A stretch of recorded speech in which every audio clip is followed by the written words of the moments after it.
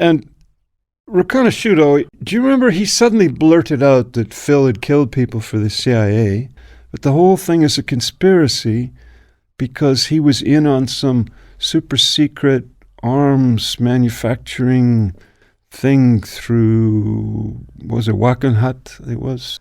With a guy like Phil, you have plausible deniability. He's not on the, on the payroll for the CIA. He's, what is he? Well, he's just a criminal, One of the guys calls him, one of the CIA guys calls him a sociopath, right? So he's a sociopathic criminal, which means he can be used and then just tossed when the time comes. The fellas had told him he has to take out the fat man, and they tell him where the fat man is. And so he goes to find the fat man, but he sees the guy's got a bodyguard. Now, most people don't have bodyguards. If somebody has a bodyguard, there's something serious going on in the background, right? Either he's super rich, or he's in the cartel, or he's, whatever it is. There's something serious going on. And so the usual move, the guy walks to the dark corner of the parking lot and gets a surprise. That wasn't on. And the fellas wanted the fat man to go down fast. So he went into a nightclub, and his bodyguard went into the nightclub, and then Phil went into the nightclub. And you got the music, boom, boom, boom, and they got strobe lights. They used to have strobe lights in those days, flashing. And Phil gets a drink, and he's sitting just kind of watching the two of them out of the corner of his eye. And the fat man takes a center position right around all the people, right? So, And the bodyguard's right there. And the bodyguard's not drinking. But Phil figures the guy can't last forever, so he just sits. And finally the bodyguard gets up and goes to the toilet. And Phil, he walks over to the fat man, and he taps him on the left-hand shoulder. The fat man turns his head this way. Phil puts the 25 under the fat into his armpit and empties the clip, 7 rounds, straight through his chest. And you couldn't hear it because the fat just enveloped it. Now, a low-caliber pistol like that, 25 or 22, doesn't have much bang to it. Now, the music is still throbbing. There are people sitting right there, and they don't notice because the music's banging, the strobe light's going, and the fat man, his head just falls forward like this. He spills his drink. Phil just pats him on the back and walks out the door. So there's nothing like just kicking back and listening to one of your favourite podcast guests. And John Abbott is definitely in the top 10. I think this is episode number 6. Now, there's a whole new interest in one of John Abbott's former crime partners. I'm talking Phil Thompson. There's all kinds of intrigues and conspiracies. CIA hitman, driver for Nixon campaign, informant, mass murderer. Anyway, if you've watched American Conspiracy on Netflix, the Octopus murders, it's about Danny Casolaro. Think Gary Webb. Gary Webb was exposing Iran-Contra, CIA drug trafficking, ends up getting found dead. Real suicide, 2 bullets to the head. Very suspicious. Danny Casolaro, also very suspicious. There was multiple episodes, but in episode 3, Phil Thompson was focused on. Now, the Octopus, at the end, the conclusion says there's like 8 people from senior intelligence positions, and it gave the 8 names. The Octopus got tentacles into this world where crime and government coexist, organised crime. The biggest name was George H.W. Bush. No surprises there. Anyone who's read my books about Barry Seal, Clinton Bush CIA conspiracies, this ties right in. So you've got John's world of San Quentin prison, crime in California, crime in Canada, and now we're bringing in his stories about Phil Thompson, who was related to the CIA, Iran-Contra, and all this crazy stuff, according to this Netflix show, John. What have you watched it, and what do you think? Well, it was something to see my crime partner's smiling face. I think he appears at minute 10 and it goes to about 14, 15, something like that on episode 3.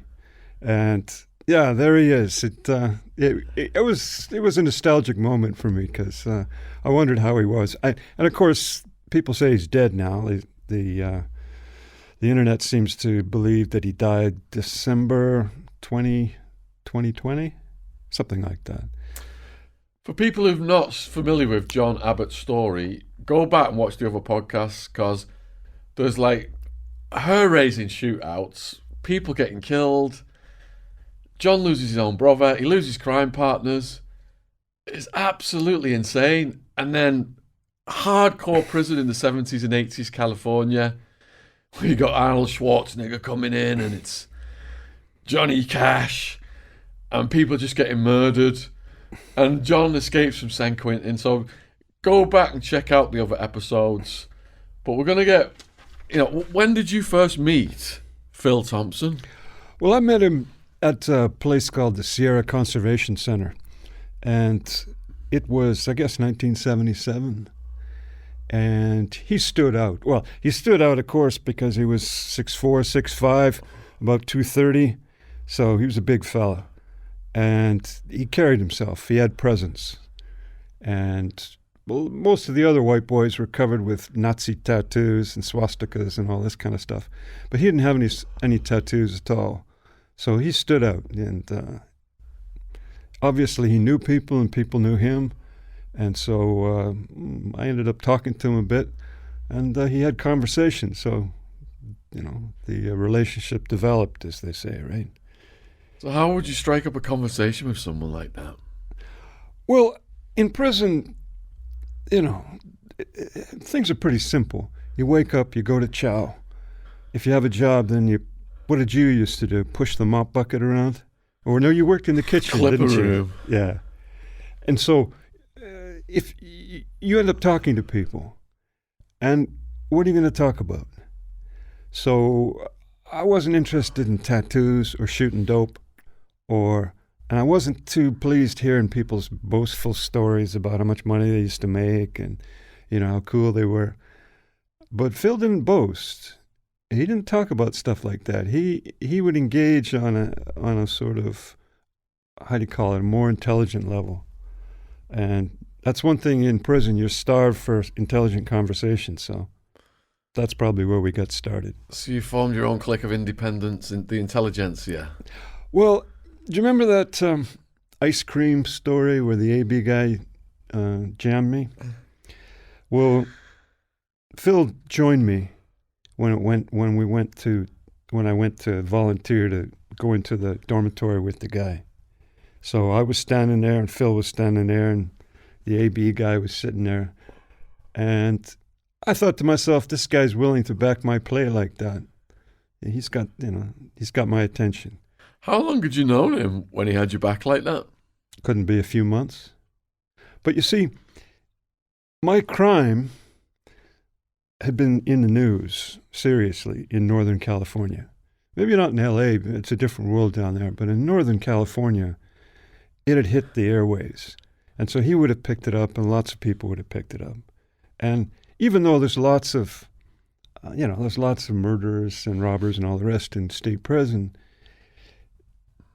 shootouts with the police and, fire at the helicopters and gunfires fired into the police station, all this kind of stuff is sort of taking it one level up. So I think that might have, he didn't mention it and I didn't mention it, but I think he knew it. And so that would, be a plus in terms of that. You've described how people tested you. Did you see people test Phil Thompson? Well, he'd been in prison before I got there. So I heard a story how he got called in the ring at Vacaville by another AB wannabe who noticed he was big, but, he didn't have any tattoos and he didn't carry himself like, gangbangers. So this guy decided to put it on him. And he knew Phil was selling dope. So anytime they know someone is selling dope, putting it on them is a way of pressuring them for either a taste or some money.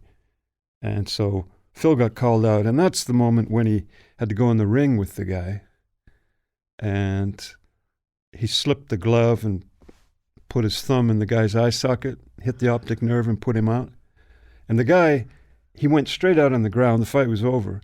But when he came to, he didn't even know what happened. He just thought he got punched, right? So Phil came out with an enhanced reputation at that point. And that's always good in the prison, so. And the guy that he was in the ring with backed down, did he, after that? He didn't come back for more? Well, there's not, he called out Phil. They went into the ring. Phil, rose to the challenge, and the guy went down. There's nothing more to talk about. I mean, you could try and sneak up and backstab him, I guess, but that's not going to help his reputation any. He'd already blown it, right? So, as the months progressed, getting to know Phil, did you find out about his military and CIA history? Well, there were clues because, I don't know, have you heard of Agent Orange? Yes. Okay, now. Henry Kissinger just loved Agent Orange, didn't he? It was a problem, this sneaky little VC crawling through the jungle, creeping up to the American compound. So they came up with the plan, we'll just defoliate the whole country. And so thousands of tons of Agent Orange, which was like a herbicide, were just sprayed everywhere and melted down all the greenery. The trouble is then the American soldiers had to go out on patrol through all this Agent Orange residue. And so whenever Phil had his shirt off, you could see on his elbows the scars, the chemical scars from the Agent Orange, and on his knees from crawling when you're under fire. So I asked him, I said, what happened there? And he told me about Agent Orange. And he mentioned a place called Dak To. Now, Dak To was sort of hilltop little the CIA Special Forces bases. And then the North Vietnamese army decided to take them out. And then the Americans reinforced. And the Americans lost a lot of people. In about a weekend, they lost 2,000 people climbing up the hill, fighting in the jungle. But Phil didn't tell me straight up combat stories. You just had to pick up pieces around the edges like that. So do you remember in a past podcast I asked you if you knew somebody who could check his military records? But unfortunately, you had a bad experience with one of those fellas, and so you didn't pick up the challenge. But it would be good to know exactly what he did, because a lot of people tell stories about being in the military. Some guy who's driving truck inevitably ends up in the Special Forces as he tells the tale, right? I mean, my own dad, he was a conscientious objector in World War II, but afterwards he told everybody he was in intelligence. And then he couldn't talk about it because it was hush-hush, right? So what year did you meet Phil? You asked that question already, 1977. 1977. And how long were you incarcerated with him for? Well, I got sent off to forestry camp, and then I ran off. And then he escaped from the Sierra Conservation Center shortly after that. And so we were both on the run, convicts on the run in California. What was his method of escape? I think he clipped through the fence under the guard tower. So the thing is, I mean, imagine you have a job in a guard tower. What do? It's nighttime. It's dark outside. There you are with your rifle. And you stare at the darkness for a while, and pretty soon all the little bushes are moving and you're seeing things, right? So you say, to hell with that, and you read a book or you watch television. And so he was able to clip Right, I'm talking right under the guard tower. He was able to clip out at one end of Sierra Conservation Center. Uh, just in case people don't understand, Sierra Conservation Center is not a conservation center in the way people think. It's a medium security California prison with guard towers and gun rails and barbed wire. It's the feeder prison for the forestry camps. So that's why they call it the Conservation Center.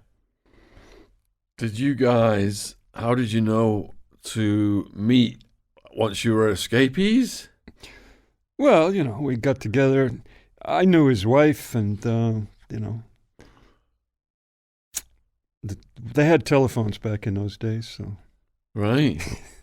All right. And then what was the plan when you were on the run together? Well, the thing is, you're on the run, right? So the first op is you got to make some money somehow. You got to do something. I mean, you can't sign up for the dole, right? So we decided the best sort of live wire plan was go after drug dealers. And he had a list of drug dealers. It's pretty easy. A drug dealer goes to prison, and nearly always he's owed money by people. And whoever owes him money, as soon as they hear he's in prison, they just forget about him. He never gets paid. And so there are lots of sort of debts that are hanging. And if you're getting out, you're going to get out, or you're going to escape, you can sort of collect a bit of information from people who, even if they don't expect any money back, they're just happy that the other guy gets his, right? That's funny, because I had 6 figures owed when I went down, and the prosecutor made it clear if there was any attempts to contact any of those people, I would have additional charges and all this stuff. Right. So you just have to write it off, but it is you are thinking about that. Well, I mean, you write it off in your head, but then if you see two lively lads who are just about to get out, you might just drop the address on them.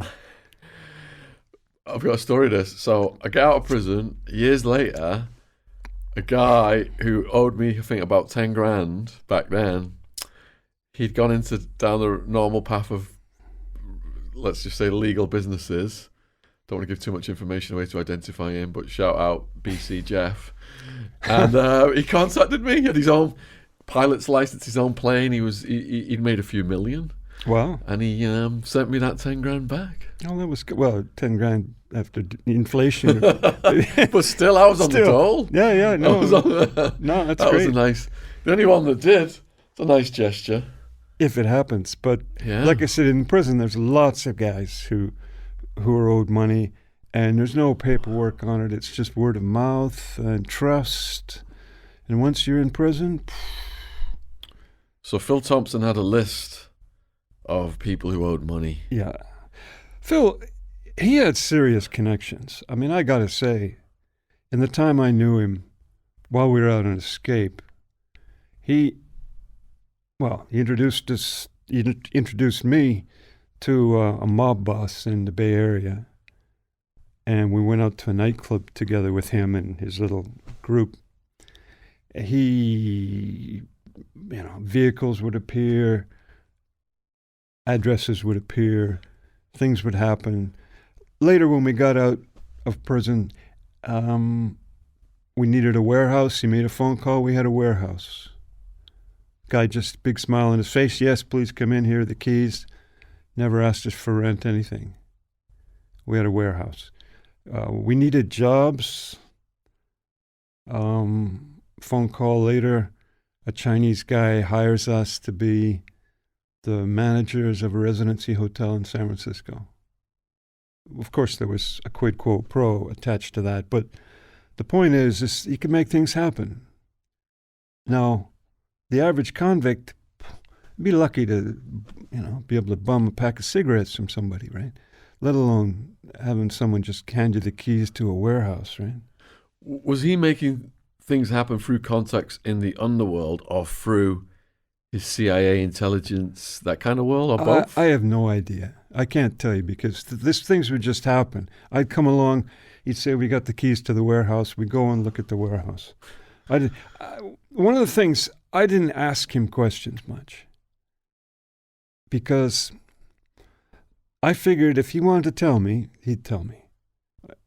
If you start asking questions in that world, it's a bad look. Because why are you asking questions? Why do you need to know? Yeah. So I wanted to survive the experience and the relationships. I wasn't, asking him too much. And if he told me stuff, well, I think did I ever mention the Fat Man story to you? Can't remember. No, maybe not.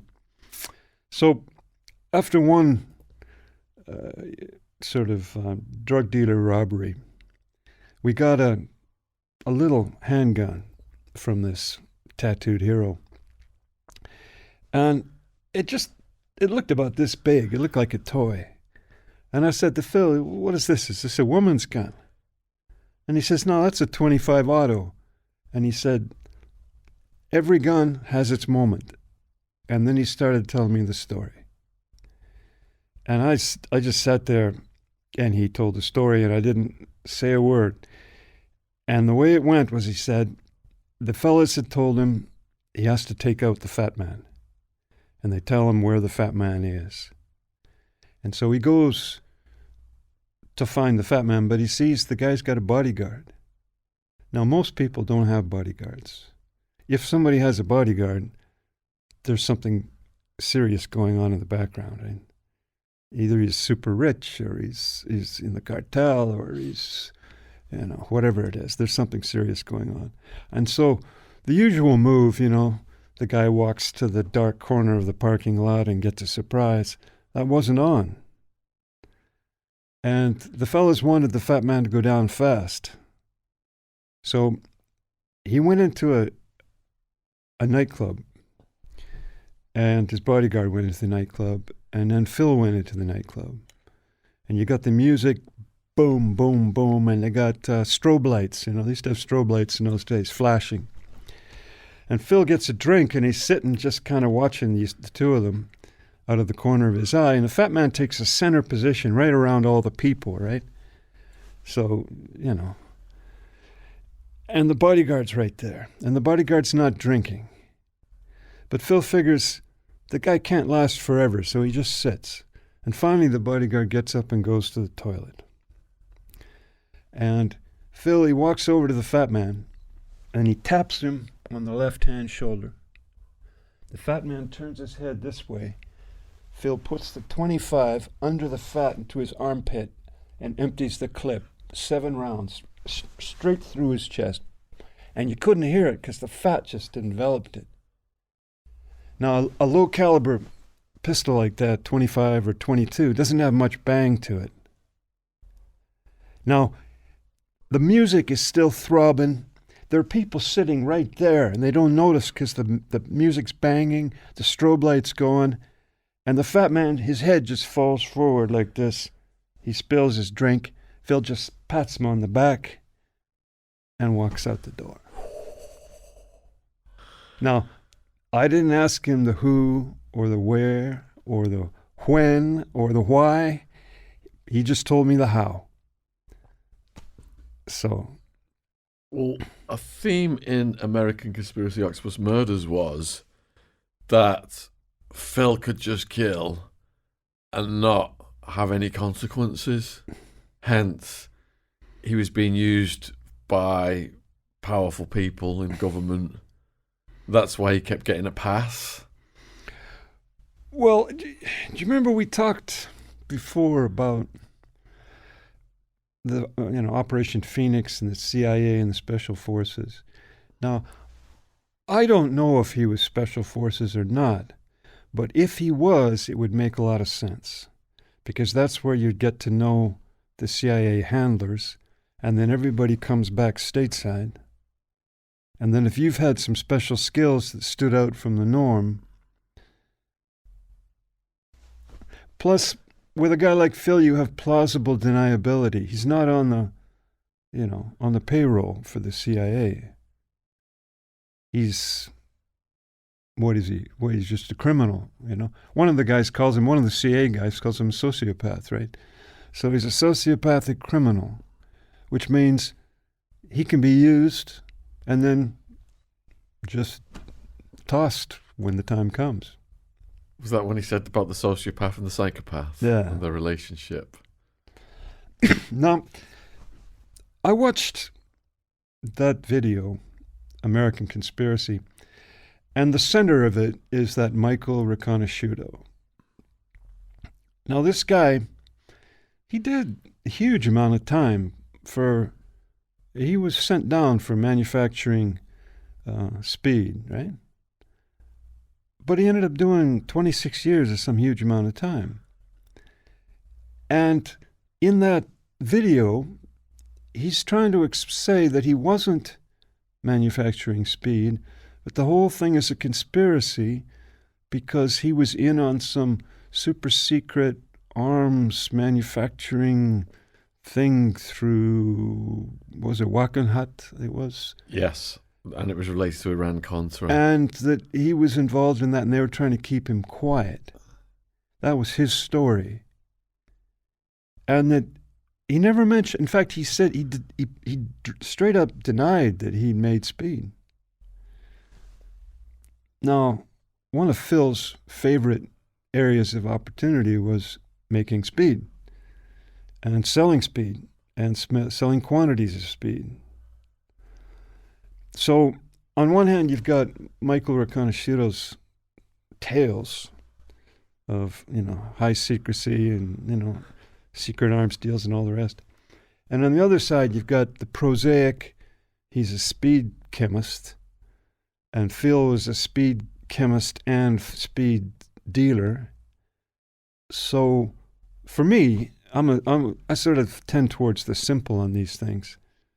That makes a better sounding story. And of course, because Riconosciuto refused to admit that he'd been making speed, when you go to the parole board, if you refuse to admit your crimes, then you just get bounced next year or 2 years or whatever it is. You've seen that with some of the murder cases in Britain. Yeah. People who are actually innocent say they're innocent and keep saying they're innocent and end up doing decades more than the guy who said he's guilty. Yeah. So what did the American Conspiracy say that Phil was brought in as muscle? Well, they actually said that remember the policeman interviewed Nichols, that CIA guy. Yeah. And Nichols said that Phil was brought in to be a friend to Michael Riconosciuto. And my interpretation of that was protection. And Riconosciuto, do you remember he suddenly blurted out that Phil had killed people for the CIA and then said that Phil had confessed to him that he killed Paul Marasco. Paul Marasco was a sort of a stock market whiz who had millions and millions of dollars, who was investing in these Wakenhut arms sort of things. Anyway, he ended up getting hogtied in an apartment in San Francisco. Was that the one where he was in a certain position and once he couldn't hold the position anymore, right? Then he strangled? He strangled. Yeah. Now, Riconosciuto goes and just straight up says Phil confessed to him, that Phil said to him, "It's the worst thing I ever did in my life."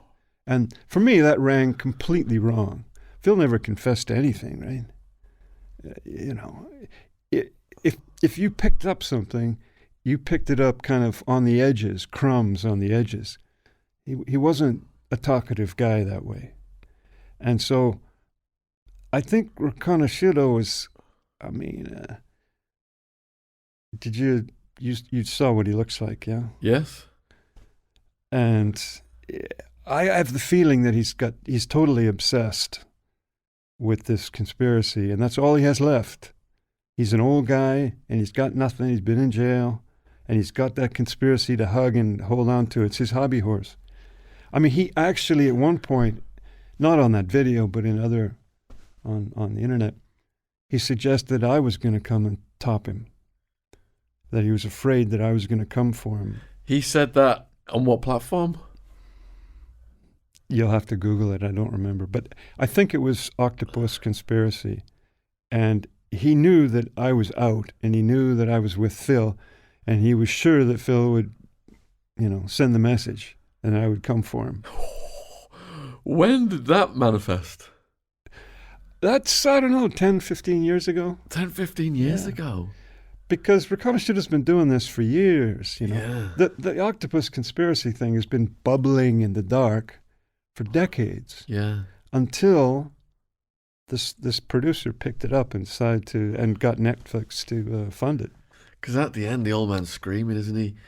You need to come and meet me. People are dying. People are getting killed.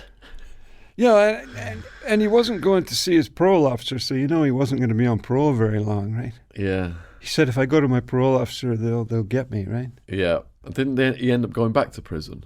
Yes, and I don't think he's ever got out. He's still inside. Yeah. Well, the trouble is he's obsessed, right? Yeah.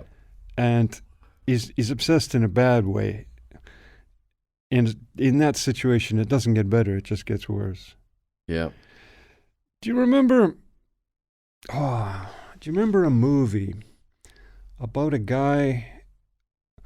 He was an airplane pilot, I think, and he became an informant against the cartel. Can't remember. And anyway, he finally got out of prison. Oh, Barry Seal. Yes. Yeah, I wrote a book called Who Killed Barry Seal? American Made, Who Killed Barry Seal? Well, Tom Cruise movie. Yeah, Whitewash. That's how they got him, wasn't it? He had to go to the parole officer at a certain time every week. And so he drove over to the parole officer's office and he got shot in the head in the parking lot. So what they did to Barry Seal was, he was in court. They said he couldn't have any weapons, so they took his weapons away. The court ordered him at a fixed address. So the cartel were in court listening to all this. And they wanted to eliminate him, so they knew that the cartel was going to take him out, and they just let nature take its course. And he was found with George H.W. Bush's phone number on him, with the corpse of Barry Seal. I don't remember that part, but yeah. So it could be that Reconnaissance is just kind of channeling that story and fitting himself into the, because he'd have been well aware of that story. Yeah. So when you and Phil Thompson then set about collecting these debts, is that fraught with danger? Yeah, it is. Here's one example. There was one debt. The guy was supposed to, he was supposed to have 5 to 10 keys of coke, and we thought, yeah, that's worth a night's adventure, right? So the trouble was we didn't have the details, and the fellow who had the details insisted he had to come along.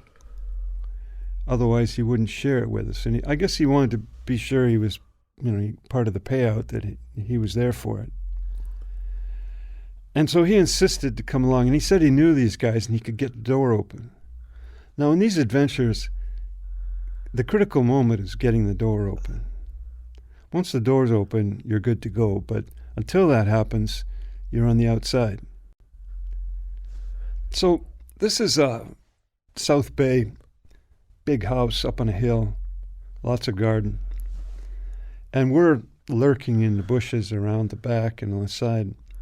And this guy goes to the front door, and it's like 8:30 at night. It's nighttime. Not too late, but it's still nighttime. He knocks and knocks, and it says it's me, and the door doesn't open. And I'm thinking to myself, this guy's ranked the play, right? And he walks away and goes back down to where we got the car, and then a guy comes out with a pump shotgun. Now this guy's got a pump shotgun in his hand. His awareness is turned on. He thinks something's wrong, and here he comes. And I can see him, but Phil can't. Phil's around the back of a chimney. There was a chimney sticking out that's cutting the line of sight, and he's back there, and he's got an AK. I just got a pistol, Now, if I jump out, this guy, he could just whack me with a shotgun. That's it. So, know what that means? Ooh, I've been hearing that a lot lately. That's what I hear when we make another sale on Shopify, the all-in-one commerce platform to start, run, and grow your business. Shopify is the commerce platform revolutionizing millions of businesses worldwide. Whether you're selling Pokemon cards or hoodies, Shopify simplifies selling online and in person so you can successfully grow your business. Covering all your sales channels from a shopfront ready POS system to its all in one e commerce platform. Shopify even gets you selling across social media marketplaces like Facebook, Instagram, and TikTok. Full of the industry leading tools ready to ignite your growth, Shopify gives you complete control over your business and your brand without learning new skills in design or coding. And thanks to award winning help and with an extensive business course library, Shopify is ready to support your success every step of the way. What's lovely about Shopify is that no matter how big you want to grow, Shopify will be there to empower you with the confidence and control to take your business to the next level. It's time to get serious about selling and get Shopify today. This is Possibility, powered by Shopify. Sign up for a £1 per month trial period at shopify.co.uk/Sean, SHAUN, all lowercase. Go to shopify.co.uk/Sean to take your business to the next level today. Shopify.co.uk/Sean. Link in description box if you're watching this on YouTube. Thanks for supporting our sponsor. Back to the podcast. Cheers. I see the guy starting to come to where Phil is, and his head isn't facing that way. He's up against the wall. So I give him this bird call. We had this kind of a bird call that we, heads up, right? So he gets his head up and he looks, and I give him the motion. And this guy comes around the corner of the chimney with the shotgun. Phil leans out with the AK and fires around next to the guy's head. Not at him. Fires around into the air. Now, what came next, I was stunned. This guy collapses to the ground and starts doing the chicken. Just shaking like this, arms and legs, spasmodically, lost control. And Phil doesn't say a word to him, just walks back down. We get in the car and drive away. So Phil wasn't just a stone killer. He could have put one right through the guy's head, right? And obviously he knew what the effect would be. Did you go back to that property, or was that a lost cause? That's a lost cause. Once you've ranked the play like that, So that's the kind of exciting stuff that can happen in those moments. Usually, we did the door. We managed to get through the door. This time, because it was somebody else's score, we had to, give him the lead, and of course he messed it up, right? What about when you've done the door and people start pulling guns on you? Well, no, because once you do the door, you just burst through, and it's a psychological moment. Now, you can have a gun in your belt, but you look at me, and I got an AK-47 in my hand. And the last thing you want to do is reach for a gun in your belt. Also because I'm fired up. My adrenaline's going, and yours isn't. And so you're going to hesitate for that critical second or two, and then it's too late. Everybody's down on the floor. Boom, you search everybody, I mean, of course, somebody could be lurking in the house, and we've had that happen too, where people are hiding in the back room and don't let themselves be known. Could you give us a lurker story? Well, it's kind of a 2024 story in a way, because we had most of the people, this is a separate story, we had most of the people on the ground, and I always went straight into the back rooms and kicked in the doors, and just, because I didn't want people coming out suddenly in the middle of the play. So I go into the back bedroom, and there's this really cute girl, and she's sitting on the bed. And there's a guy with his back to me with earphones on, sort of dancing, right? Dancing. And I got the pistol in my hand, and I'm masked, right? We're doing the takedown. And this guy's totally oblivious, right? So I spun him around and just kicked him in the nuts. Boom! And the little girl goes, ooh, and down he goes. But it's a 2024 story because I'm walking down the street like when I came here today in London. And all these people are wandering around like zombies with these headphones on. They're not paying any attention at all to what's happening. They couldn't hear anyone running up on them. No situational awareness. And so that's what happens, right? So you're on the run with him. Early days, you're collecting debts, or you're just jacking dealers' houses. Did it escalate from that? Well, the trouble. Well, that's the first time. That's where we got to. When we both got out, it escalated because we were both legally out. Hold on. So slow down, just for the purpose of the viewers. Then that first spree comes to an end, does it? Yeah, it comes to an end. How did it come to an end? The fire department. Well, the FBI agents dressed as firemen. Where were you at this point? Up on nice apartment, top of the hill in San Francisco. And you and Phil are together? Yeah, we got a nice apartment and things, we've made a bit of money and we're sort of living the life. And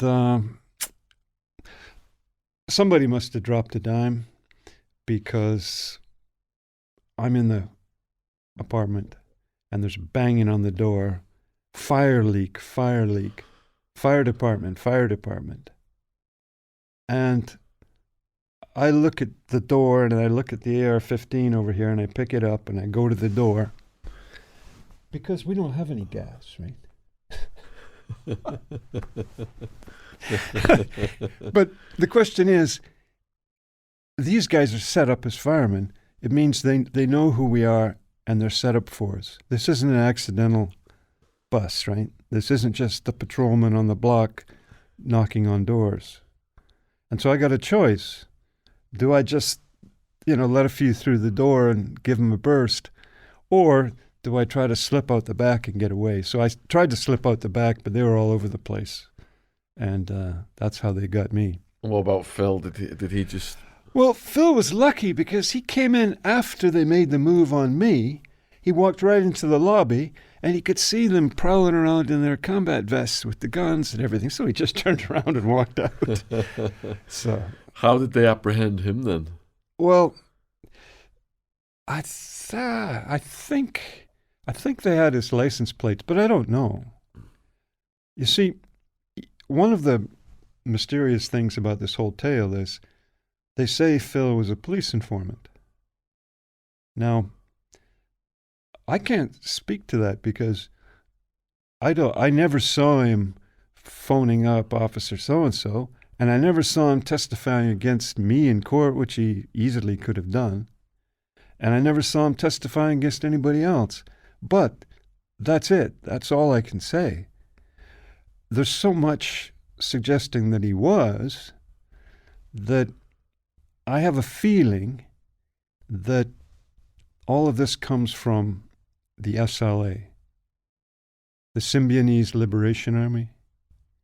Now, Phil was centered in Sacramento, and a certain group of the SLA were also from Sacramento. And just to explain to the viewers, the SLA were classified as the first terrorist group from the left, extreme left. Yeah. There's the Patty Hearst story and all that stuff. Yeah. If you want to research it. The SLA, they got off to a nice start. They decided they were going to start a revolution with and help the blacks and the browns, recover justice in America. But the first thing they went and did was to kill the first black school administrator in Oakland. They assassinated him. So, of course... What was the motive? They said that he was a fascist because he said that high school students should have IDs when they go to high school because there's, problem with drug dealing and guns and all the rest. Anyway, they killed him. And then the SLA decided they had to get... two of their soldiers got caught. So they thought, we'll kidnap somebody important and trade them like the Germans do, And so they kidnapped Patty Hearst. Now, in case people don't recognize the name, she was the granddaughter of Randolph Hearst, who was the largest media mogul in the world in his time. Newspapers, radio, everything. And that was her grandfather. His father was Randolph Hearst also. And in California, they were the biggest name. They had it all. And so I think what happened was, as you probably know, Phil was in the machine gun business. And there was a Air Force armory that got taken off at Mather Air Force Base in 1975. And then Phil was accused of putting 25 rounds in the chest of an Air Force armory officer who worked at the base. And so Phil was in the machine gun business, selling machine guns and grenades and stuff. Do you remember we mentioned the Hells Angels? And so I suspect that Phil supplied some weapons to some of these people in the SLA. And the name Kilgore got mentioned. He said he knew this fella named Kilgore, and he was one of them. Now, you got to remember, Patty Hearst being grabbed, she was like the biggest get-out-of-jail-free card that you could imagine. Anybody who had anything to say, they were so desperate to get her back, the political pressure was so immense that anybody, could get away with anything who could put the finger on the SLA. And so I suspect Phil probably had something to say and established himself as being, on the right side of the law with them on that case. Now, you got to remember that those people, as far as the criminal world is concerned, those kind of leftist terrorists are not seen as part of the criminal world. They're seen as some kind of wacko, un-American extreme, right? Because most criminals are pretty conservative. They're pretty down-home values, Keep the money you make, keep the money you steal, guns for everyone. So the SLA, they were like, whoever could get their hands on any kind of info on the SLA was on easy street as far as the law was concerned. And so you might have noticed that almost all the SLA people got picked up on tips of various kinds. This safe house would just suddenly get raided, and they would be crossing the bridge in the car, and they would just suddenly get stopped. And the ones down in Los Angeles all got killed in the big shootout. So that's where I think Phil's history with law enforcement is I don't know. That's where I think it's coming from, because the criminal world, he was trusted. Not only trusted, but his services were required and were, he was in active duty doing things. I mean, he knew people in the Hells Angels. He knew people in the Nuestra Familia. He was, he owned massage parlors in Sacramento, a couple of them. So, again, that's another into the world of all kinds of things. And Patty Hearst, didn't she get Stockholm syndrome such that she ended up going on robberies with these guys? I think they got a video of her in the Hibernia Bank waving a carbine. Oh, so she was certainly seen. But she had so much juice that she was sentenced to 35 years. She was? She was, finally. She was on video, and someone got killed, right? So someone got shot in a robbery. The Hearst couldn't get her a pass? Well, you didn't let me finish what happened. Okay. They gave him 35 years to make it look like everything's fair for rich people and poor people. Jimmy Carter goes and knocks it down to 7. Bill Clinton gives her a full presidential pardon on the last day of his presidency. Wow. Wow.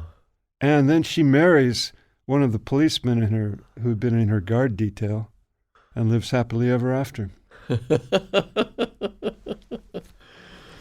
All right, so you've described how you and Phil went on a spree and were both apprehended. How did you guys meet again? Well, Phil came down to San Quentin. He moved into my cell. We were cellies. We did, our joint business down there. What year are we on now? Because it started in 1977. Yeah, we'd be him. heading into the late 79, 80 at this point. A couple of years later, okay. And California brought in the determinate sentence law. Now, the determinate sentence law meant that all these 5 to life, 7 to life, 10 to life, these beefs, which, under a 5 to life, you could do 3 years if they liked you, or you could do 13 if they didn't. There was no rhyme or reason to it. And so the determinate sentence law was supposed to bring in some order to sentencing, so it wasn't wildly extremely different. But the result was they ended up kicking out hundreds and hundreds of prisoners, just like they're doing now here in the UK. Hundreds of prisoners were just released straight from, AC, Adjustment Center, or maximum security, or segregation, North Block, just right on the street. And, we were part of that routine because we all had those. I had 2 5-to-life sentences. And they just decided, well, if you've done 3-4 years, that's enough, boom, out. And, there's always more people, the seats, the beds they can fill. So and a number of the people we knew, everybody was released at once. And so that made it really easy to sort of get things together, right? So was it you and him again, or did you have a more of you guys? Well, he had the connections, yeah? So he somebody put him on to Mr. Ma, the Chinese guy. And the Chinese guy owned this residency hotel. The problem was that the residency hotel tenants had been organized by this kind of, what they were called the Bay Area Tenants Collective or something like that. And they'd organized a rent strike. So they weren't paying the Chinese guy. And he wasn't happy with that situation. And the trouble was, they were saying, well, there's silverfish in the carpet, and lice are falling on my head, and I can hear the ratties chewing under the bed at night, and there's grungy slime in the communal bathrooms, and they had all these complaints. But of course, they were only paying $25 a week. These rooms were like prison cells, right? In fact, the prison cells were better than these rooms. Because the prison cell, you get a toilet. In these rooms, you had to go to the communal toilet. Anyway, so the Chinese guy, the guy who led the collective, he was a lawyer, Mr. Goldstein. And he was a lawyer, and he had these radical left students who joined the collective, and he would send them out to buttonhole young people or anybody coming out of these kind of hotels and say, are there any problems? And then he'd say, all right, stop paying your rent to the landlord, pay your rent into this account, which is for rent strike, supporting the rent strike. And then he would start filing papers, legal briefs, and he would basically paper whip whoever his targets were with lawyers, with motions of various kinds and demands and etc. Now, if you and I go and call a lawyer, how much are you going to be paying? $100 an hour? $200 an hour? At least. This fellow was a lawyer, so he wasn't paying anything. And he had these radical left students doing it for the cause, so he didn't have to pay them. And Mr. Ma was just tied in knots. He didn't know what to do. So he called the fellas. And the fellas called Phil. And Phil called me and Mike, and we took over the hotel. So the first thing we did was we had to, get rid of the rent strike, stop that. So it was, shit or get off the pot, right? Knock, knock on the door, and if they don't open the door, we kick it in, and we tell them, you pay the money now, or you move out, right? And so we sorted the rent strike. But Mr. Ma still had this lawyer on his ass. And finally it came to this magic moment. Phil was at the top of the stairs, and I was standing on the staircase here.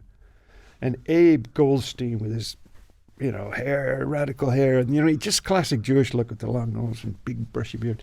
And all these legal briefs in his briefcase, he's coming up the stairs, and he says, "Are you the manager?" And he gets to the top of the stairs, and Phil just pushes him, bam! And him and all the paper and everything go crashing down the stairs onto the ground. And Phil looks at him and he says, "If you come back, I break your legs." And that was the last we saw of Abe Goldstein. And I was like looking at this, and I thought, this is what it is. There's paper law, represented by Abe and all his motions. And then there's natural law. And that's what Phil was. Phil was an agent of natural law. The strong eat the weak. Like the Vikings. Well, he was the purest example I ever saw, because he maneuvered on a lot of different layers, and you could see that Abe just knew he was totally outclassed. Like there was nothing he could do. He'd reached the limit, because that paper law thing only works if you stay within those rules. It's like a chess game. If we're playing a chess game and we're playing by the rules, well, maybe you beat me. But if I just take the king and throw it in your face and say, "Fuck off." Excuse me, sorry, YouTube.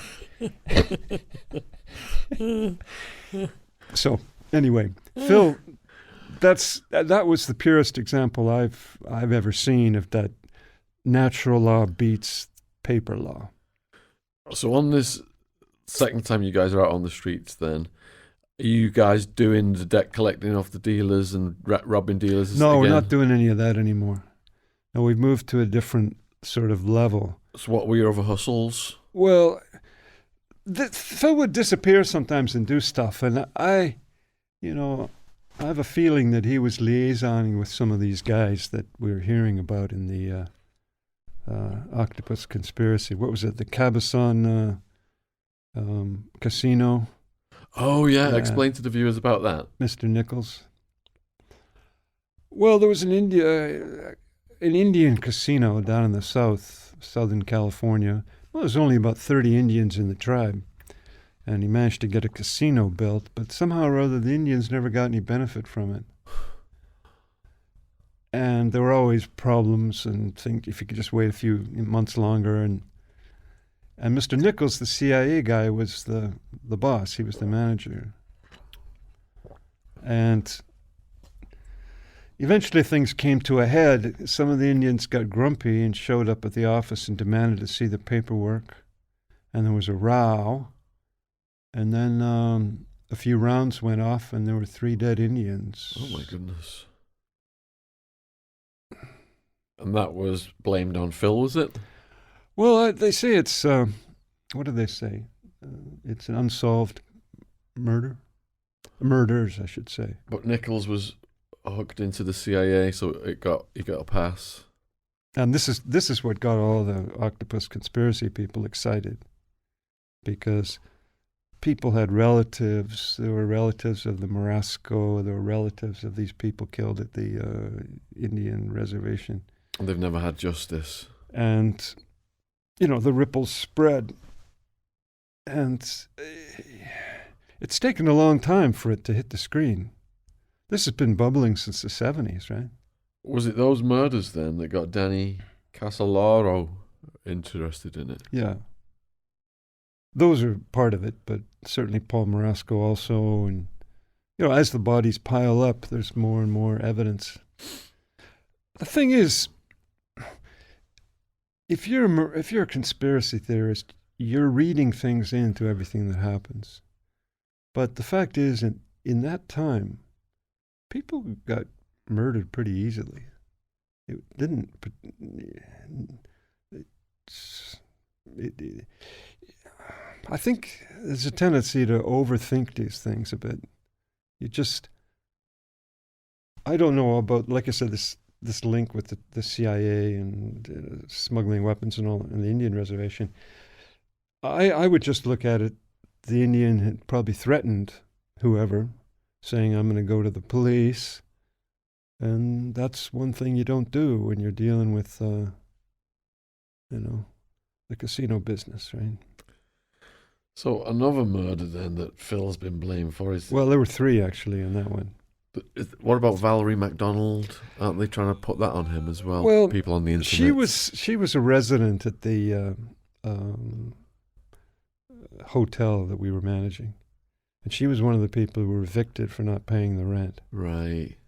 And her stuff was cleaned out of her room, and she disappeared. But the one they're that got Phil deep was the Cloer murder. Claw. Cloer. She was a woman who was murdered in the 70s and near Sacramento, and she was beaten and just unrecognizably and raped and killed. And about 2000 or 2000 something, the police came up with a cold case charge against Phil, saying they'd found his DNA in the evidence. And it was, at the time, it was the oldest cold case they'd come up with 35 years later. And he was taken to court and found guilty and given a life sentence for that. We had to go back. Well, he was already serving a life sentence for...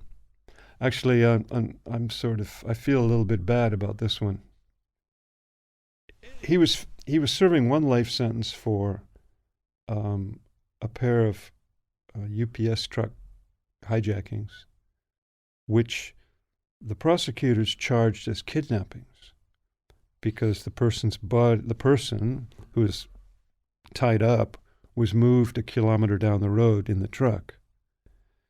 And they gave Phil life sentences for this case.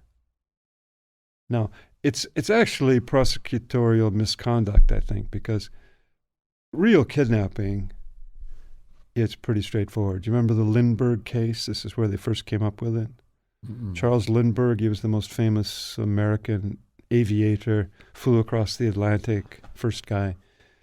Somebody kidnapped his child and then put in a demand for ransom and then murdered the child.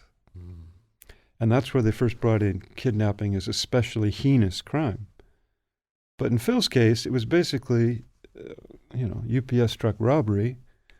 But because you moved the truck a kilometer or 2 down the road somewhere, it was charged as kidnapping. Anyway, the thing I feel bad about was that when we've been out, we've been driving along before Christmas, and Phil had said to me how hard it was to pick presents, Christmas presents for the ladies. Like, what do you get them? And, how do you know what they're going to like? And we're sort of just talking about this. And we're driving along the backside of Richmond. We were actually following a truck thinking about hijacking it. Anyway, the two ideas bounced together in my head, and I said to Phil, well, just hijack a UPS truck a week before Christmas. I said, it'll be stuffed with all kinds of nice presents for the girls. And then you'll be able to just pick whatever you want. And I didn't think anything more of it. And then I, went off to Canada. And anyway, it turned out that seed had been planted in his head. And they went and hijacked two of these trucks. And of course, they had lots of Christmas presents. Too many. So, this second time you guys are out together, how long did that last? Oh, I don't know. It would have been months, maybe, wouldn't have been years, months. We were too active to be lasting very long. It's... And what was the hurriest moments of that second run? Well, the thing was, it was a different story because we're not on escape. If you're not on escape, the edge is off in many ways. You have to be keeping it, I mean, I had a job. I was getting paid. And he had a job. And, we had the hotel and the warehouse. And, so we were thinking of, one of the things we got involved in was hijacking trucks. So this is interesting because I said to Phil, there's a bunch of truck depots down in Richmond. Let's just go down there and just drive around and see what we see. And he says, we got to check with the fellas first. I said, what do you mean? He said, well, there are trucks you can hijack and trucks you can't hijack. And I said, well, do what you got to do. And this time I had to ask him the question because he came back and he said, here are 3 truck companies we can hijack. I said, well, how did they decide that? He said, well, they don't belong to the Teamsters.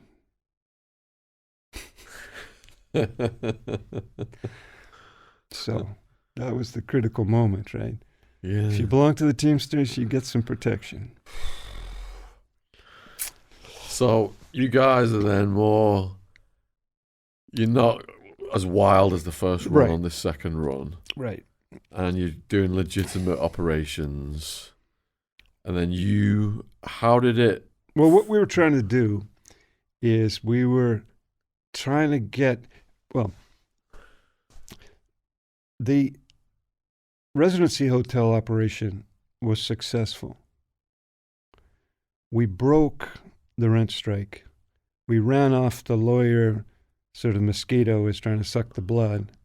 And the Chinese guy was right pleased with how things had shaken out. And then they came to us. It turns out that the Chinese own a lot of those kind of hotels in San Francisco.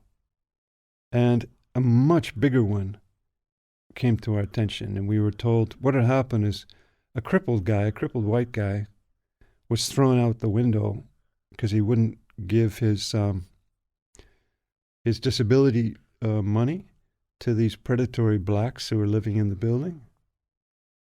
And they just pushed him out the window and killed him out in the from a high floor. Yes, on a high floor. And so the Chinese guy, apparently another Chinese guy, wanted us to take over his building and sort out this problem.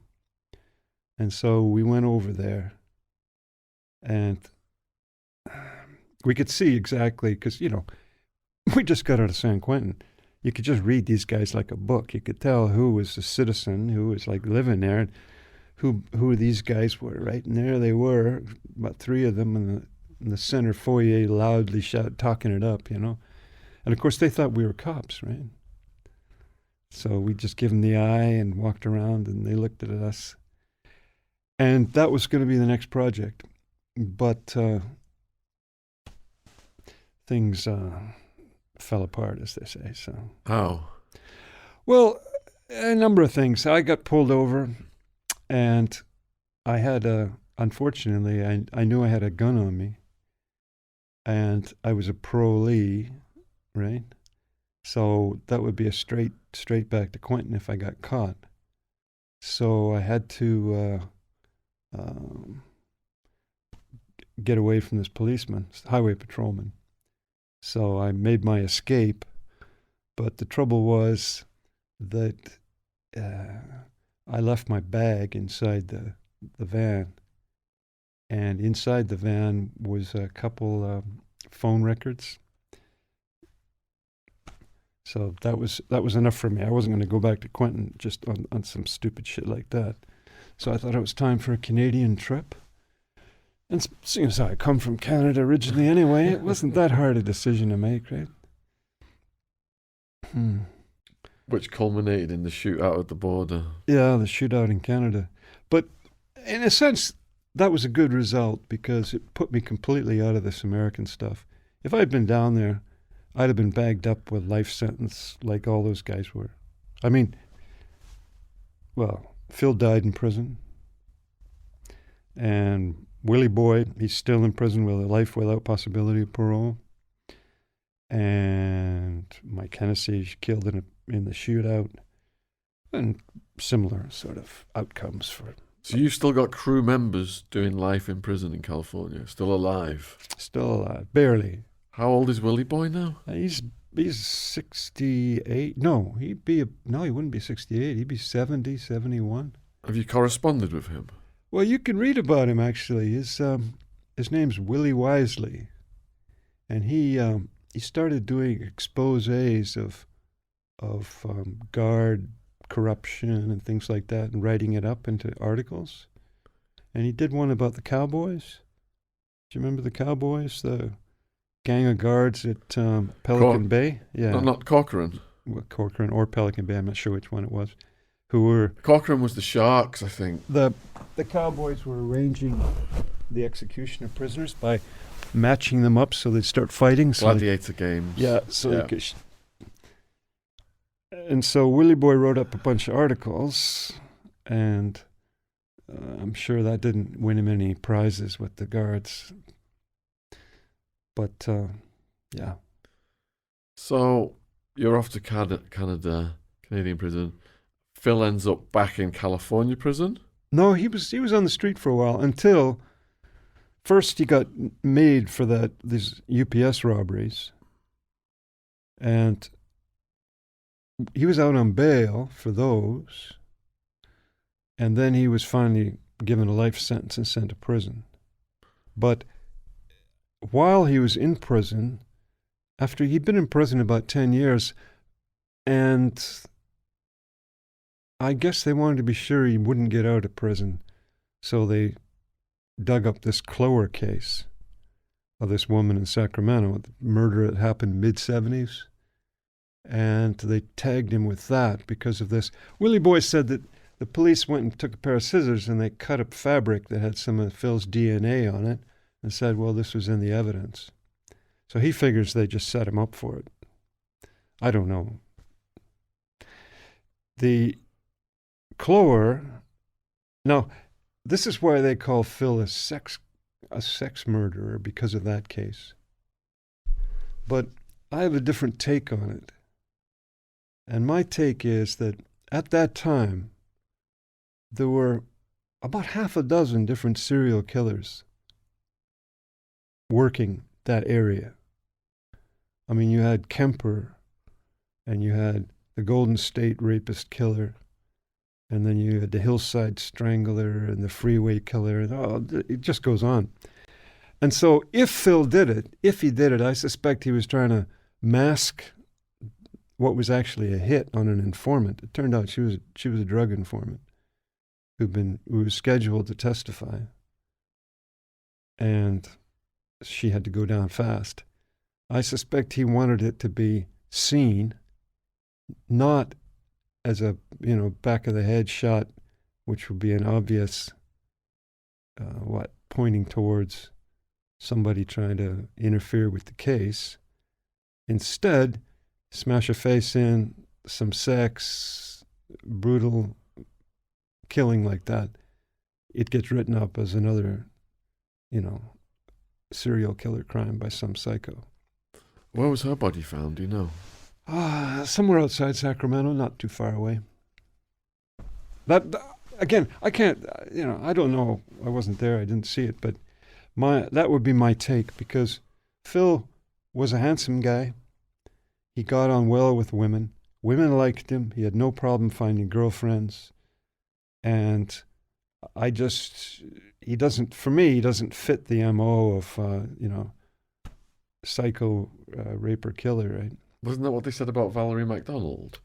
And didn't they try and link, like, the warehouse to him or something? Well, the thing is with Valerie McDonald is it never got that far, because her body was not found until 10, 15 years later. And then there was no physical injuries on the body, the skeleton. So there was no gunshot or broken neck or caved-in skull or anything like that. So they never got to the actual point of proving a murder. Now, usually before you go and charge somebody with murder, you have to, clarify that murder actually happened. Whereas in the Clower case, you had semen and you had face smashed in and sexual penetration, all this kind of stuff. So, Did you communicate with Phil when Phil went back to prison for life? well, no, because he was trying to get out. He was hoping that he could get out. I mean, hope springs eternal in the human breast, right? But it wasn't to be. So he spent the rest of his life inside. And it was, yeah, And how did he end up dead? that's a good question. I suspect he died of old age because he was 75, I think, when he died. Was he? Yeah. What year was that, do you know? 2020? Oh, so only recently then. Yeah. Well, I don't know for sure, but on the internet, there's one of those websites has law enforcement people, retired law enforcement people on it. And one of them said that he died in December of 2020. Did you not try and correspond with him in his later years? Well, I couldn't see what, I was trying to make, reform my life, and I couldn't see where that would go except in the wrong direction, right? Yeah. I mean, if I had, he probably would have wanted me to, help him get out somehow, right? Because he would have known that I'm up for that kind of action. So Yeah. I just thought it was best just leave things as they stood. Of course, the police jammed me. This San Francisco PD detective came up from San Francisco Came up where? to Canada. He's he's got a name for himself because his name was Armand Pellicetti. And Armand actually saw the Zodiac Killer. The first murder the Zodiac Killer did. Armand Pellicetti was just a beat cop. And he drove right past the guy and looked at him and didn't stop him. So he's got his moment of fame right there. But anyway, he came up and saw me, and he was telling me the usual tale, right? Phil's told everything, he's confessed, this and that, you're in deep trouble, la da da da. And, for me, as you probably know, police work is not about CSI. And it's not about Sherlock Holmes and clues and all this kind of thing. Police work is about sweating out a confession from somebody. Because the police, they want to go home at 5 o'clock with the case closed. And if you're waiting for DNA analysis from some lab and who knows what'll happen and how long it's going to take, much easier is just sweat the suspect. So how do you sweat the suspect? Well, one, if you had a crime partner, you tell him the crime partner is giving you up. We know everything. You gave it up. You're done. You don't want him to get away with it. He's going to walk. You're going to do all the time. Two, if you got a girlfriend, they're going to arrest her, put her inside, and charge her with the same case. If you give us what we need to know, she walks. Three, if you have kids, they're going to say to her, we're going to take your kids. Social services is going to have them. You'll never see them again. You're done. He's done. You're all going down. Otherwise, talk to us. And that's how they sweat people. What do they say to you? Nothing. I had a lawyer. I was just told to exercise my right to remain silent. They had me at the top. So all the underlings were given this thing called Exhibit A to say you sign here to say you worked for Sean Atwood. Well, you were the target. Well, the other one they do, like in the States, you probably ran into it, is they tell you, we're going to give you a 1,000-year sentence, kid. So if you cop to 25 years, then who knows, you might get out before you're in a wheelchair. It's plea bargains, isn't it? So Yeah. with me, it was you're facing 200. Sign here, and we'll only give you 9 to 15. I think my range was something like that. Yeah. So that's how the police do it. And for me, knowing that's how the police do it, I don't want to hear about how everybody's informing on me. You know, I'm not going to react to it. Are you familiar with that game theory called the prisoner's dilemma? Yes, did it in economics. Yeah. So the prisoner's dilemma, you and I, we commit a crime. And the police grab us. But maybe they grab us, they find some drugs on us for some minor bit, right? They could do us for 18 months. But they suspect us for more. And so they keep us separate cells, no communication, and they go to you and they say, John's giving you up. We know it all. Now, you can go down for the whole thing, so you're going to get 5 or whatever, 10, and he walks. Are you happy with that? And of course you're not happy with it, right? So their plan is you give up something on me, then they take that, tell me, and then I know that you started to give me up. Then I give you up.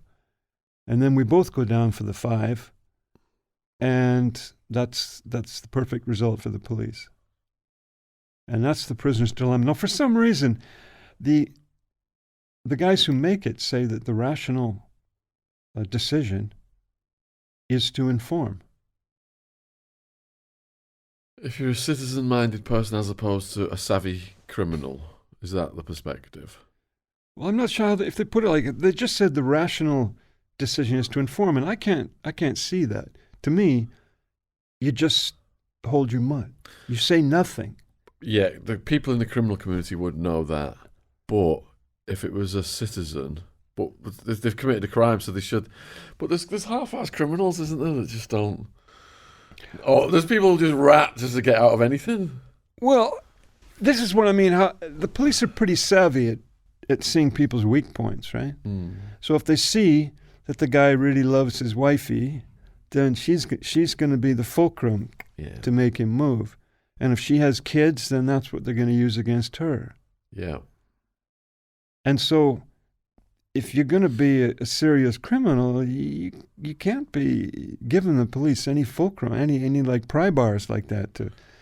But what the prisoner's dilemma leaves out is the consequences of what can happen to you if you cooperate with the police. Because that then is death on occasion, or at least a stabbing or a shanking or something. The old mob boys, that's the omerta, isn't it? Try to keep quiet.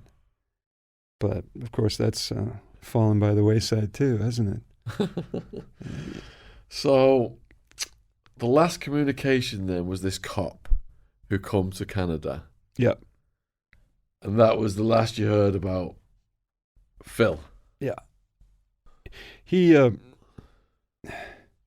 it's kind of a sad story. If you read the UPS the transcripts of his appeal, it's like people are lining up to testify against him. Like his, just people who peripherally knew him, or he gave some Revlon makeup to, from the UPS truck. And instead of just keeping it, being quiet, they're jumping into line to put it on him. Which seems kind of unfortunate, but that's how it went. If you're getting lifed off like Phil, could you maintain independence, or would you have to join the fellas? Well, I have a feeling that he is the reason that he was given, that he could walk right into the mob boss's house and say hello, and that he could do all these things, is because I think he was a freelance hitman basically for them. For various criminal organizations. And so Clore, for example, that woman, somebody needed her done right away, and so he just went over and took care of it, right? That's my take on it. And if you do that kind of work for people, you get respect, especially if they don't think you're a dummy. Some of the guys that do that are just throwaways. who are going to get used and abused. But Phil, people knew, and I imagine his name went. Do you remember in the Octopus conspiracy, in one section, Riconosciuto says that he phoned up Wackenhut Hut and asked him about Phil. And they said, he's okay. You can trust him.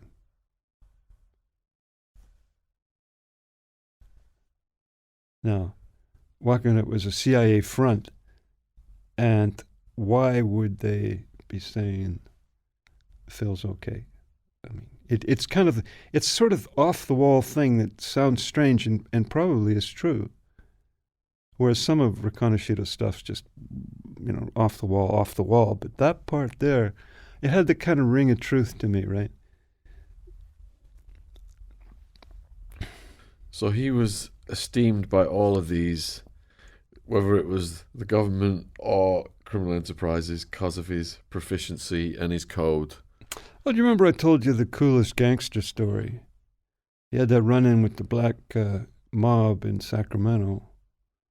And he blew 3 of them up with shotgun after they drew down on him and started firing first, without breaking a stride, just right to the truck, pull out the shotgun. These guys are all shooting and screaming at him, and just boom, boom, boom. And the guy who told us that was a black guy. And for the viewers who are not familiar with that story, can you just recount it? Well, the coolest, we were in Sierra Conservation Center, and we were going to exchange our towels in the towel room. And the towel room was run by the blacks. And so Phil comes walking in, and I'm with him. They're allowed two people in at a time. And the guy behind the counter takes one look at Phil, does a double take like in the cartoons, and shouts back, "Hey, cue ball, get out here." And, this black, and he does look like a cue ball, he comes out. And this guy looks at, and he tells cue ball, he said, "This man's the coolest gangster I ever seen." And then he goes and tells the tale of having been down on Bad Avenue in Sacramento there. And Phil walks into a black club and takes out the leader of the mob, kneecaps him on the street, and is walking back to his truck, and his fellas come out and start shooting at him. And he said, this man didn't break stride. He just walked to the truck, one of those old shit-kicker kind of pickups, took a shotgun out of the truck, and just boom, boom, boom, 3 of them. Now, a fella like that is going to be appreciated. I mean, most of these hits you hear about, guys creep up on someone and shoot him in the back, right? No, that's not Phil's style. Did Phil get into any situations in prison? Well, I saw him get into a situation in San Francisco, in Chinatown, which was interesting. So we're in Chinatown walking along, and it's kind of crowded street. And there's a dojo of some kind of Chinese kung fu place or whatever. And suddenly the door opens, and this young Chinese guy, still in his gi, I don't know sure what the Chinese call it, but, he kind of pushes past Phil, and Phil gives him the arm and says, "Watch out, yeah." And the guy doesn't like that.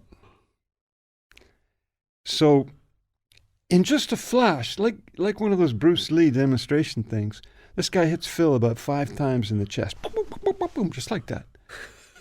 Right? And I'm looking at this, and Phil's looking at him, and his big hands come out. He grabs this Chinese guy, lifts him off the ground, and body slams him on the brick wall. Drops him. And it's like a puppet. It had strings cut. The guy's just completely out. And that was it. And I thought to myself, well, there's Bruce Lee martial arts. So big tough guys are big and tough, whatever they know or don't know. I'll never forget that. You said that anyone can be killed. All it takes is just getting... You told us that story. Doesn't matter how tough or big or bad anyone thinks they are, it's just like a piece of meat getting a knife in it. Yeah, well, that's... If you're in San Quentin for a while, you certainly see that one. Because this is why people are so polite in San Quentin when I was there. Yeah. If you stepped in front of somebody, even near them, you said, "Excuse me," and you made sure people had space. You didn't try and bogart anything or push past people or, you know.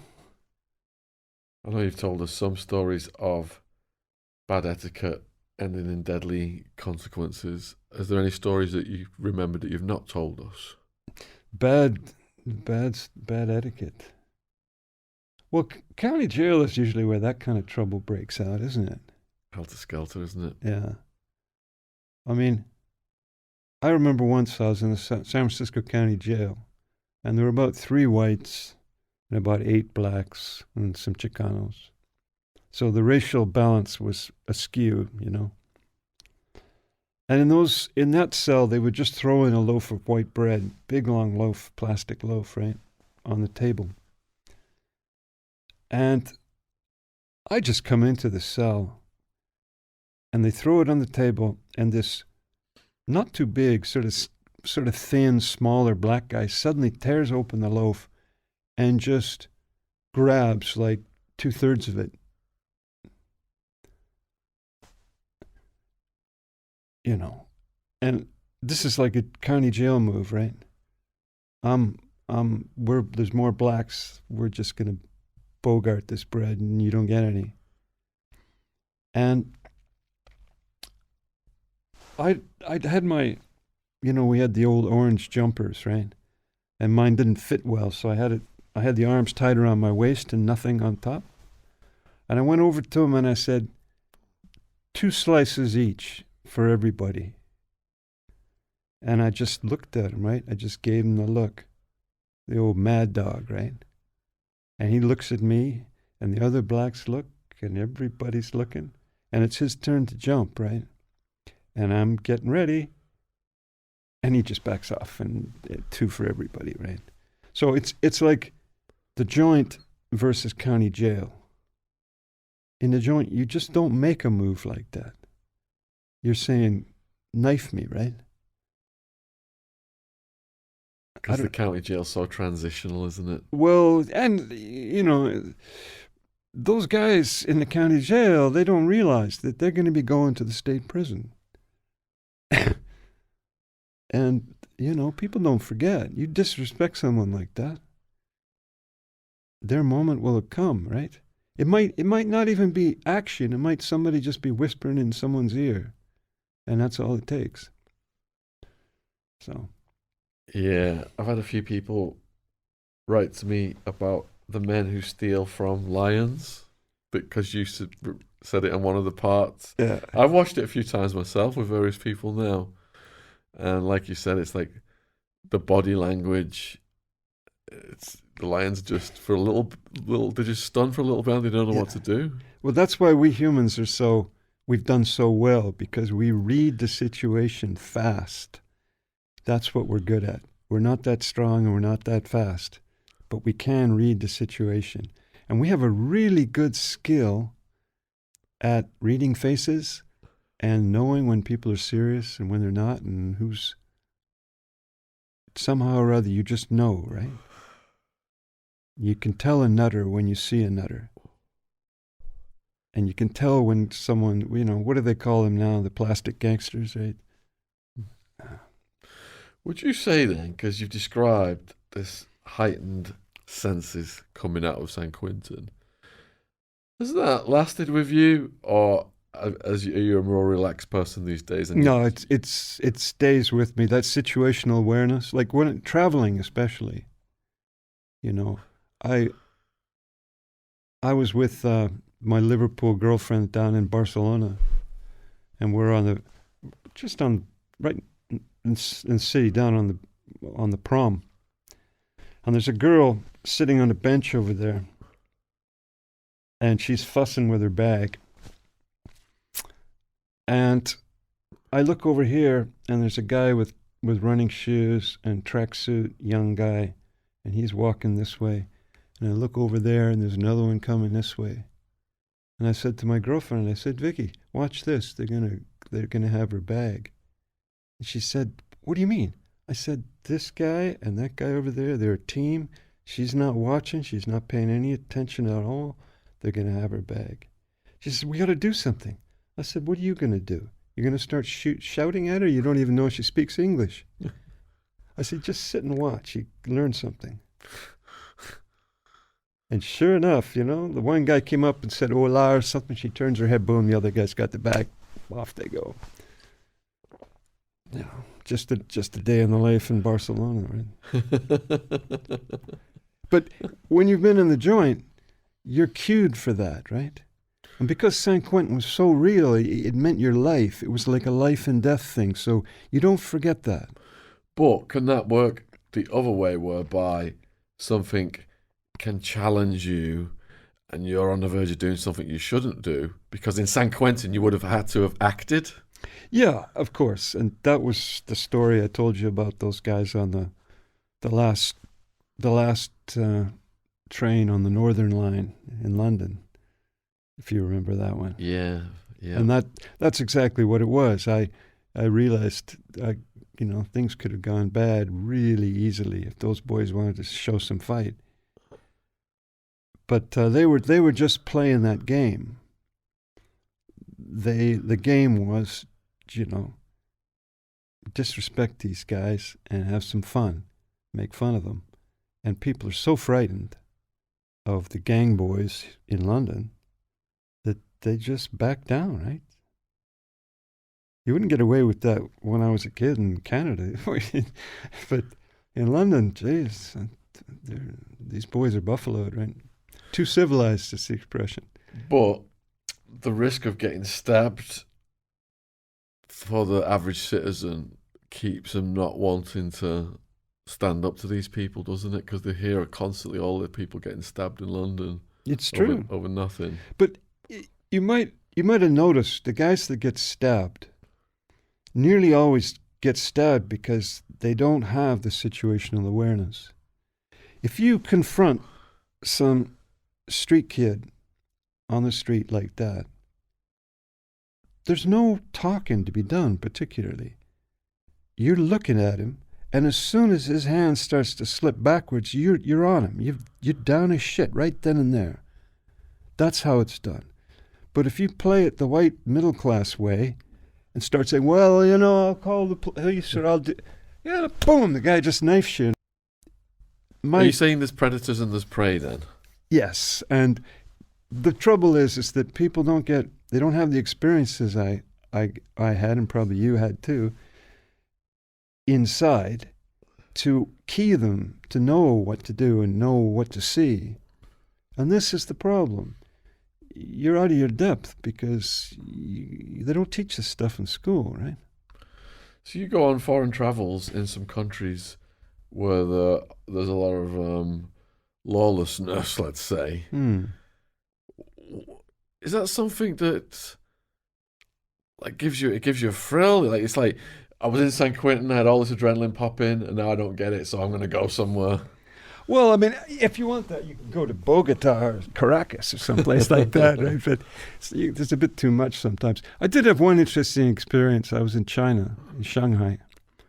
And in Shanghai, there are a lot of migrants, like people that don't have registration cards for being in Shanghai, but they're illegally working there. And there's tens of thousands of them. Anyway, I'm walking along in the old part of the town, the grubby part of the town, and I suddenly see there's a fight going on between these two women. Now, as a guy watching women fight, it's definitely interesting, right? And so, they're screaming and shouting, and one woman's waving an umbrella, the other's trying to pull her hair, and this one's trying to scratch her. And I find this entertaining, right? And there's about 20 people around shouting and screaming too, but they're all little people. Like, these Chinese are little ones. And suddenly, this guy runs in and just throws a haymaker to knock one of the women's heads off, right? And he just misses. And I'm thinking, whoa, this isn't very fair. And so I just jumped over and I grabbed him by the back of the neck and the back of his pants. And I just threw him down the street. And he was wearing one of those fluffy coats, and he kind of rolled like a beach ball, right? But he was game. He jumped up and came right for me. But he was a little guy. And so I grabbed him by the lapel and I put him up against the wall. He's punching and kicking and his little feet swinging. He's good for it, right? And I got him like this, but he's not doing anything, so I'm not going to hit him. And people are shouting and screaming. I don't know what they're saying. But I come to the realization that if the police come, I'm going to be the one who's in the wrong because I don't understand anything. And somehow or other, they'll tell the tale that I'm the bad guy. So I let him go and went on my way. So that's an example of like... We've also got, in previous podcasts of you, your escapades in Japan. Yakuza, is it? Yeah, well, that's... the Yakuza are more...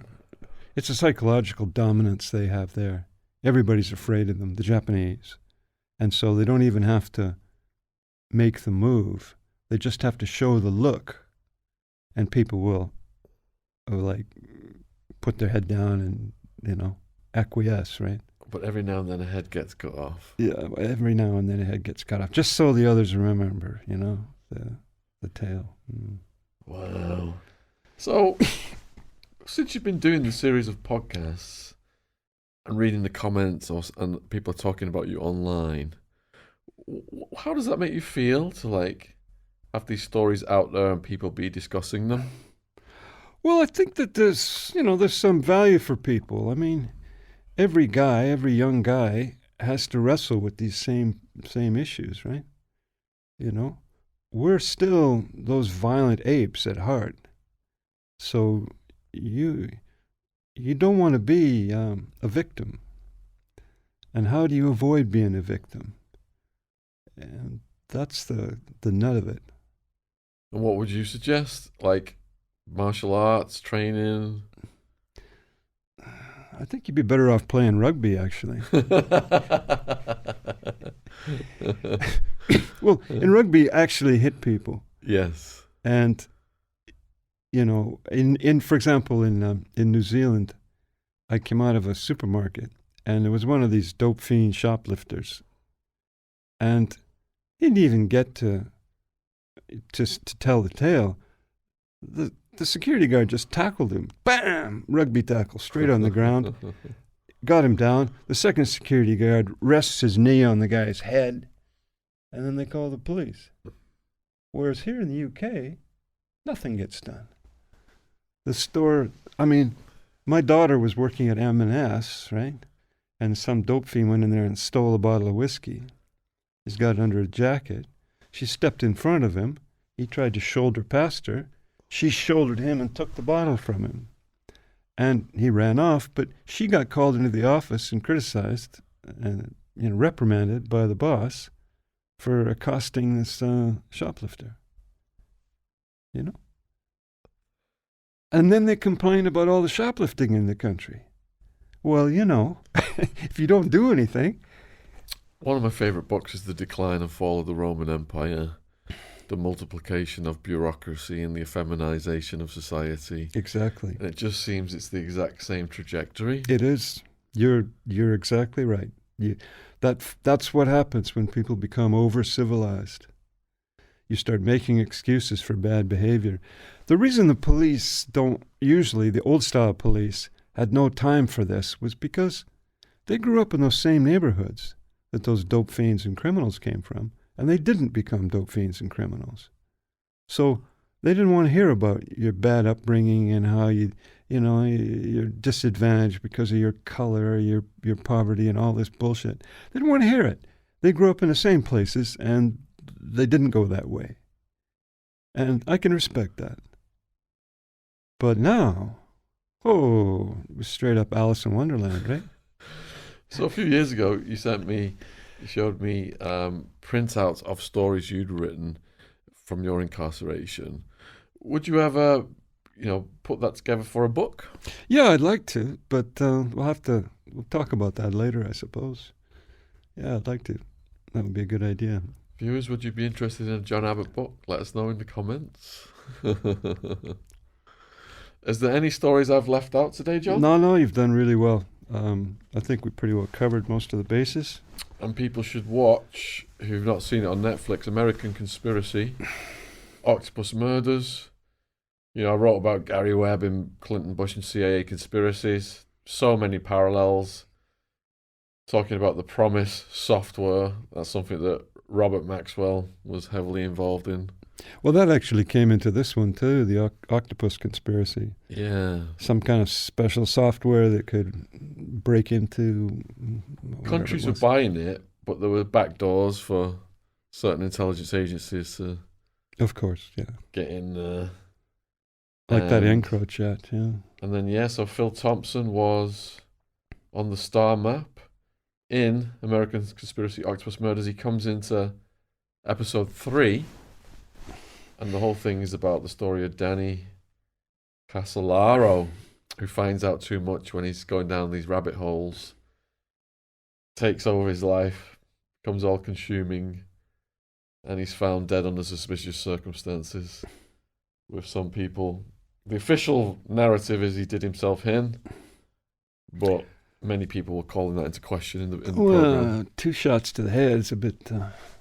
Yeah, Gary Webb. There's 2 shots to the head. Yeah. Can you do a double tap? Is there anything you'd like to say in conclusion to the viewers, John? Well, I appreciate your patience. All right, and we appreciate your comments, so let us know what you thought about this episode. It's been a little bit since we've had John on. We're going to have David Macmillan on next, part 13 or 14. We're filming with him soon. I think it's been 2 years since we've had him on. Some of the all-time favourites. So another escape from Thailand. Yeah. Oh my goodness, he escaped from so many places. Yeah. Death row in Thailand. I sat there for an hour with my heart almost jumping up my chest when he was talking about how he did that. The stars had to align.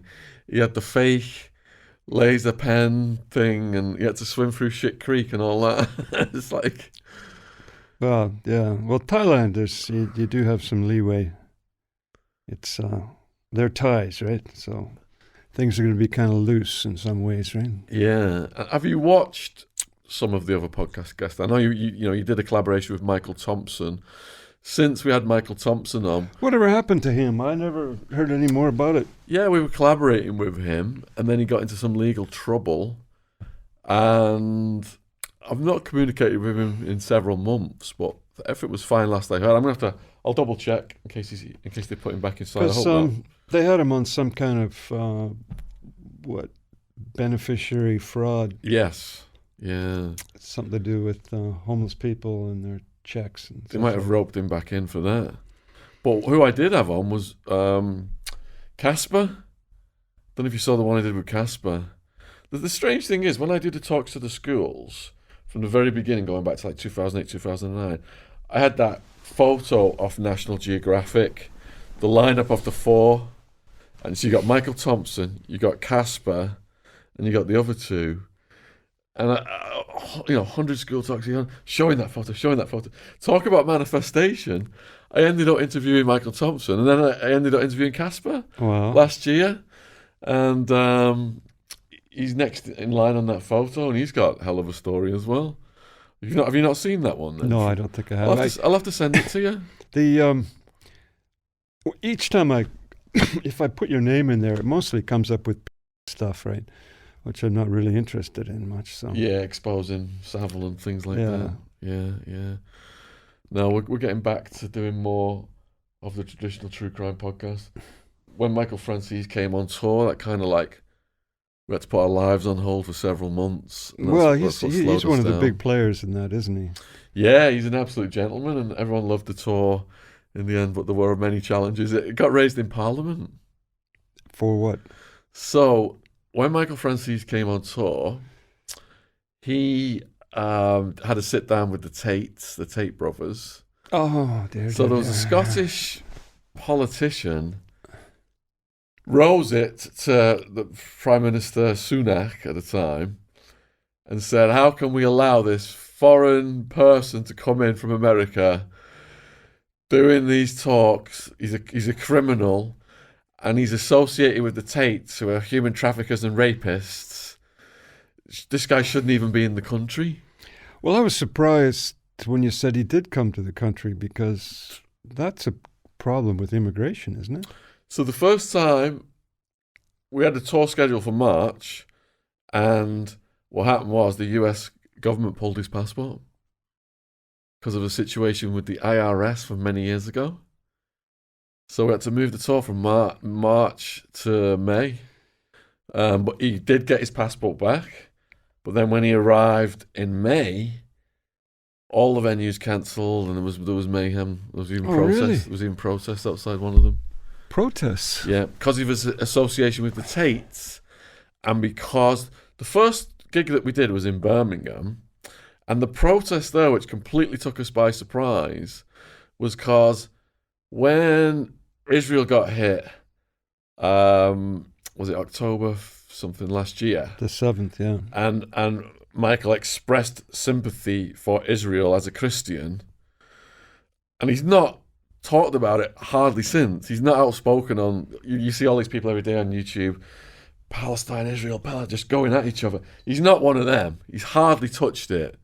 But they found out that he'd expressed support for Israel as a Christian, and they had this mad protest, yelling in people's faces, scaring people from entering the club. People were so scared they left. Was this the radical left, or was this sort of Islamist groups? I think that there was a concerted campaign to destroy his tour. And they just utilised whatever, whether it was the Tates, whether it was Palestine, whatever it was, there was like a campaign just to destroy the tour. You wouldn't think that they'd be bothered by that. I mean, he's an American. What? I mean, why would it even be on their radar? Yeah. It's like you talked about the effeminization of society, and there's this thing called cancel culture. Oh, you see, he's put his hand up for the culture wars. That's what's. Yeah. He started to rail against the Biden administration, and went from just telling straight gangster stories to becoming more political. So he's created enemies. Yeah. Well, that's why people try to stay away from the culture wars, because it's sort of fanaticism on both sides. So you can't win. Yeah. I had a co-host, Andrew Gold, great guy, and he went down that road of exposing some of the excesses of the culture wars, and he's had book signings and all kinds of things cancelled because of it. It's insane. Well, it's got so bad that books won't publish, not because they don't like your book. Maybe the editor does, but his staff will suddenly say, we're not going to participate in a book like this. I mean, that's how political it's gone. Because of one belief the author has expressed on social media years ago, they'll find everything about you. Well, the problem, of course, is that what's happened is the university courses have gone that way. And what you end up with is kids go to university sort of without having any particular political beliefs. And in university, they get instilled with the system, the belief system they're supposed to have according to the radical left. And so the radical left has colonized the universities. And this was they planned to do it. It's called the Long March Through the Institutions. A guy named Gramsci was the one who set up this pattern about 50 years ago. And I knew some people who intentionally went into the universities to do that and told me about it. And so this is the fruition of their hard work. They've created generations. So people have internalized these values, and now they work as in the book editing or in the publishing department. And so they have these reactions. Or maybe they work in theater or other parts of the media. And so it's not so much that there's some big conspiracy by the top to squash it, but the people who are actually doing the work have taken on these values, and they want to be part of the struggle. Because, of course, there isn't any real struggle in today's world. We live, what is it, Pepsi-Cola or Coca-Cola, right? It's Costa Coffee or, Starbucks. Where's the struggle? There's no real struggle in our lifetime now. So people manufacture these fake struggles that they can indulge in to earn cred, street cred as being an activist or, pushing the envelope. And so they're desperately searching for the new thing. Before it was feminism, and then we moved to second wave feminism, third wave feminism, then it's transgenderism, and then, it's dwarfism, it's almost like a Monty Python show, right? So the only thing that would reset that would be war on home soil. Yeah, that would do it. Because war resets everything. Yeah. But now we've got mutually assured destruction. Well, no, because the thing is, we've had mutually assured destruction for, 50, 60, 70 years, 80 years? The trouble is that you don't win. There's no winning to that war. Unless, imagine this. Putin has nuclear weapons and Ukraine doesn't, and he still doesn't use them. That's how much of a taboo it's become. It's not as if Putin is a guy who particularly cares about taboos much, right? But, that's...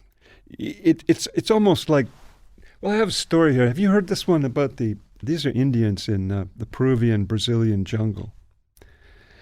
And they used to fight every year. The fellas would go down onto a flat area near the river and have a fight with the stone clubs and the bows and arrows. And some would win, some would lose. But you'd go back, all pumped up, and we really gave it to them, and the women would be happy. But then somebody found out that you could take blowpipes and put the dart, wipe it on the back of these colorful frogs, and it's a really serious nerve toxin. And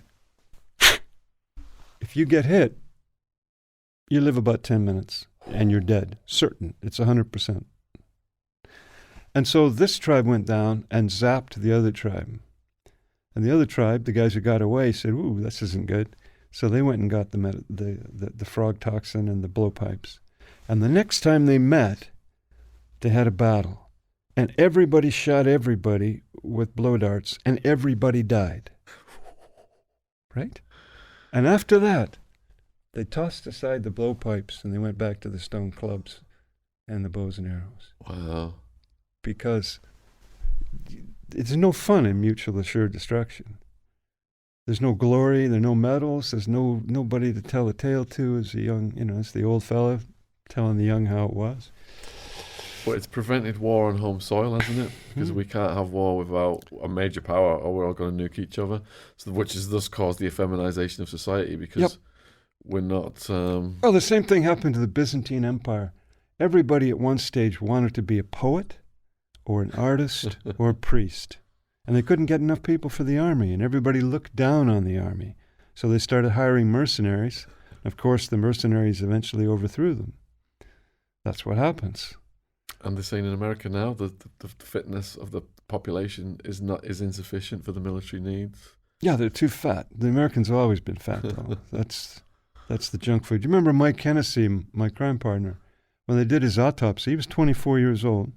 They did his autopsy, and he had the heart, the arterial cirrhosis of a man 60 years old. Ooh. He used to eat like hamburgers 3 times a day. Wow. If you're looking for a gift, my new book, Sit Downs with Gangsters, is available worldwide on Amazon. We've interviewed over 1,000 people now, and we selected 10 of the hardest hitting stories to go in this book. Each chapter features the story of one of our podcast guests. Those stories are Shane Taylor, Knife Maniac's Redemption; John Elite, Mafia Hitman for the Gambino crime family; Joey Barnett, 35 years in UK prison; Ian Blink MacDonald, £6 million bank robber; Chet Sandu, Asian smuggler in Spanish Supermax; John Lawson, the hit team commander; David Macmillan, international smugglers Thai death row prison escape; John Abbott, San Quentin prison shootout and escape; Michael Francis, Colombo crime family capo portrayed in Goodfellas; and Wildman, English enforcer in Arizona prison. Link in description box on YouTube, available worldwide on Amazon. Also, my next book, Untouchable Jimmy Savile, is getting published in December 2023. So check that out as well. It will be available worldwide on Amazon. Thank you for listening. Cheers.